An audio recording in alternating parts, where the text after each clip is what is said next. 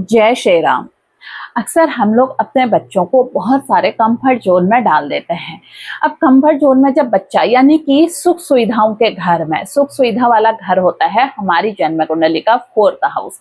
और जब हम, चाहे वो हम हो या बड़े हो या छोटे हो, खास तौर पर बच्चों की जब हमने गाइडेंस देनी होती है, बच्चों को तैयार करना होता है। बच्चा एक ऐसा पौधा है जिसने आगे जाके एक वृक्ष बनना होता है। अब उस वृक्ष को आपके हाथ पर निर्भर है कि आप उसे छुई मुई का पौधा बनाए या उसे ऐसा सशक्त बनाए। कैसा? आपने बांस का पेड़ देखा है। बांस के पेड़ में क्या होता है कि कितना ही तूफान आ जाए, वो तूफान आता है तो बिल्कुल जमीन पर झुक जाता है और जैसे ही तूफान खत्म होता है तो फिर खड़ा हो जाता है।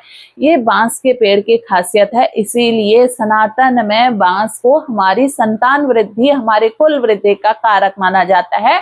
और अंत समय में जब 4 कंधे लगने होते हैं तो बांस ही हमें वो साथ देता है। उसी पर बैठ के व्यक्ति शमशान तक की यात्रा करता है। तो ये बांस जो होता है ना, ये जीवन में हमें बहुत कुछ सिखाने के लिए आया होता है।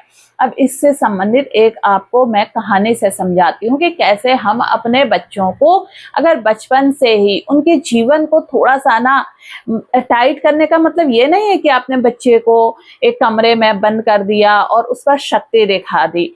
बच्चे को बिल्कुल ऐसे बच्चे के साथ काम करना कि बच्चे को लगे ही नहीं कि मेरे साथ कुछ जबरदस्ती करी जा रही है। जैसे आपको इस कहानी के माध्यम से समझ में आ जाएगा। एक बार क्या हुआ, गिद्ध का बहुत सारा झुंड एक टापू में पहुंच गया, चारों तरफ सुनसान। अब वहां पर जाके देखा कि उनके पास चल चल के उनका भोजन आ जा रहा था, यानी कि उनके जो कीड़े मकोड़े ये सब थे, उनके पास खाने पीने की वहां कमी नहीं थी। और सारे गिद्ध ना बड़ा खुश हो गए बहुत लंबे समय तक। अब क्या हुआ कि जब काफी समय बीत गया, यानी कि 20-25 दिन बीत गए, उसमें से एक वृद्ध जो गिद्ध था उसने एक बैठक बुलाई। उसने सबसे कहा कि बहुत ज्यादा जब हम ना अपने कंफर्ट जोन में रह जाते हैं, तो जब कभी ऐसा तूफान हमारे जीवन में आता है उस वक्त पर हम ना संघर्ष करना भूल जाते हैं और जीवन से हार जाते हैं। तो अब जब हमें सब कुछ मिल रहा होता है ना, तो ये सारी बातें हमें बकवास लग रही होती हैं, ये ढकोसला लगता है। अब जो वो वृद्ध था, बाकी गिद्ध जो जवान गिद्ध थे, उन्होंने कहा अरे ये बूढ़ा हो गया, सटिया गया, कौन इसकी बातों को मानेगा, इसीलिए हमें क्या करना है, इसकी बातों को मत सुनो। अब जब वृद्ध गिद्ध की बातें नहीं सुनी गई तो उसने सोचा कि यार इनको अगर अपने जीवन को खराब करना है करने दो, और मैंने अपना जीवन तो संघर्ष से तपा रखा है, मैं इसको ऐसे ही बर्बाद सुख सुविधाओं में नहीं होने दूंगा। और उसने क्या करा, उन सुख सुविधाओं को खारिज करके वो जो वृद्ध गिद्ध था वो उड़ गया। अब जब बहुत लंबा समय बीत गया, एक बार उसने सोचा क्यों ना वो सब मेरा परिवार है, मेरे मित्र हैं, मेरा समाज है, मैं उनका हालचाल जानने जाऊं। और जैसे ही वो हालचाल जानने गया, वहां देखा कि सारे गिद्ध जो थे ना मरे पड़े हुए थे, कोई घायल थे, कोई रो रहे थे, कोई चिल्ला रहे थे।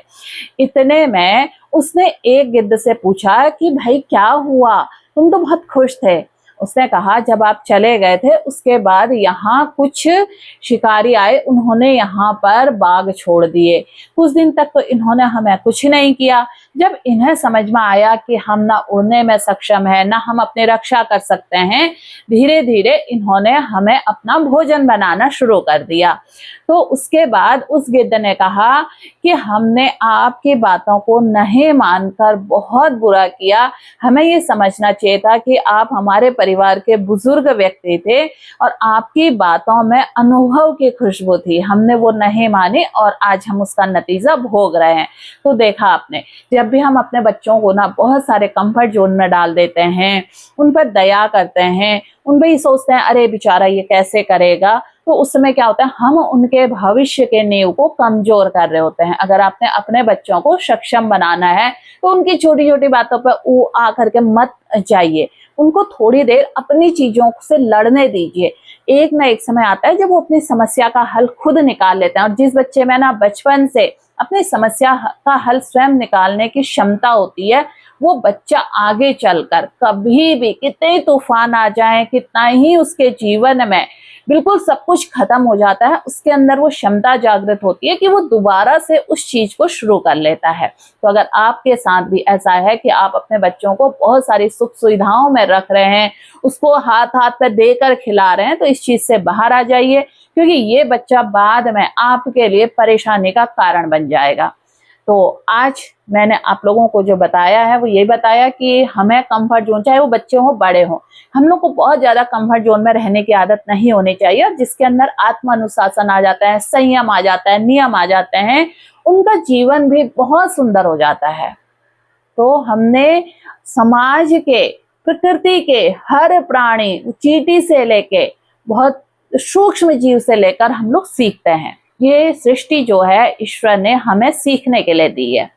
फिर मिलती हूँ इसी तरह एक नए ज्योतिषी तथ्य और नई जानकारी के साथ। तब तक के लिए आप सभी को जय श्री राम,